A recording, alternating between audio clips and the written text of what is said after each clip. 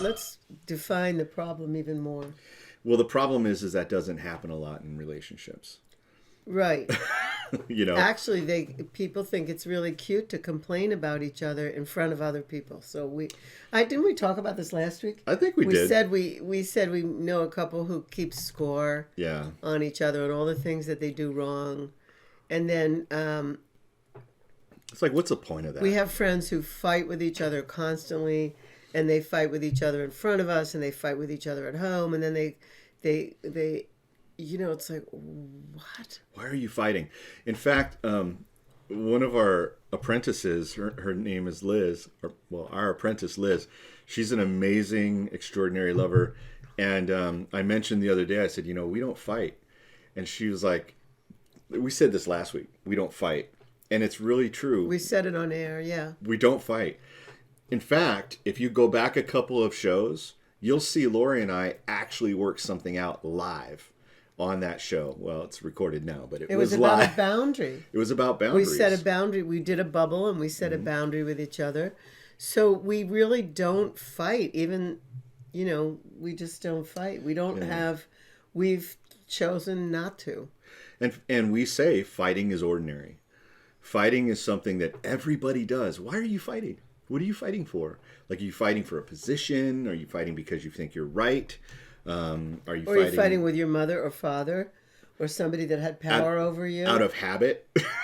Are you fighting with each other out of habit? Some people fight because it's a habit. I used to fight because I didn't know any better. Like, I grew up fighting for my right to speak.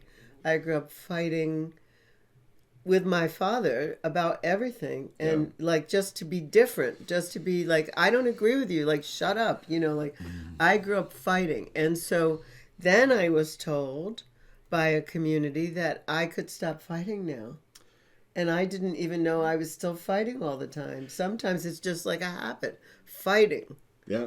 Well, it's a cultural thing too.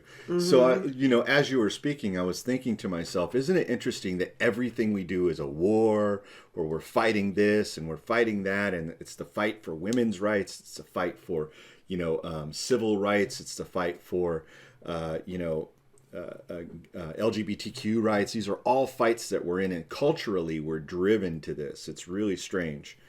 And to me, it seems like we can fight all those things, and those are valid, and you really are doing some fighting, but we don't have to fight each other.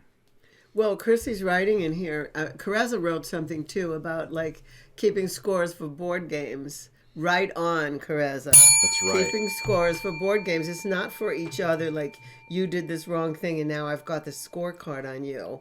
And what happens at the end? You cash out.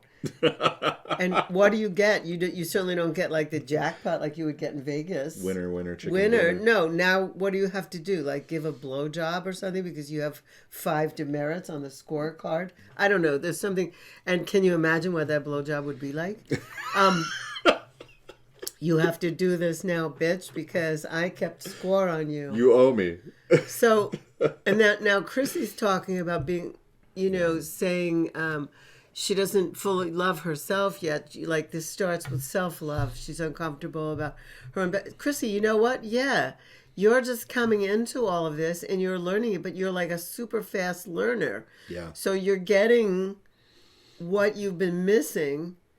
I mean, Chrissy, can you imagine? I didn't even find Tantra until I was 46.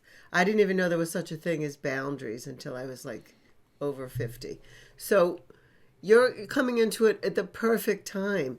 And everything starts with self-love. I thought I loved myself. If you asked anybody or you asked me back then, I would have said, of course I love myself.